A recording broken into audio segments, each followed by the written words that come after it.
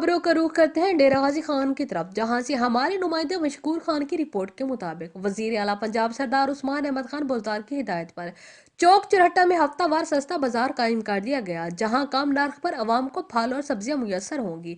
Deputy commissioner Tahir Farooq ने सस्ता बाजार का दौरा किया। उन्होंने बाजार में बेहतरीन सहूलियात की फरहमी, सफाई के अहकाम जारी किए। इस मौके पर बताया कि हफ्तावार सस्ता बाजार जुम्मा और एतवार को लगेगा, जहां मार्केट से 2 और 3 रुपए फी किलो कम नर्ख पर फल और सब्जियां दस्तयाब होंगी। डिप्टी कमिश्नर ने खरीदारी में मसरूफ लोगों से सस्ता बाजार की अफादियत के बारे में मालूमात हासिल की। सार्फिन ने हुकूमत पंजाब की हिदायत पर कायम किए गए सस्ता बाजार से मियारी फल और सब्जियां कम नरखों पर दस्तयाब होने और जिलाई इंतजामिया के इकदाम को खूब सराहा। इस मौका पर एडिशनल डिप्टी कमिश्नर फाइनेंस और planning Abdul Ghaffar, assistant commissioner सदर Mohammad Asad Chandia, chief officer municipal corporation Iqbal Farid और दीगर मौजूद।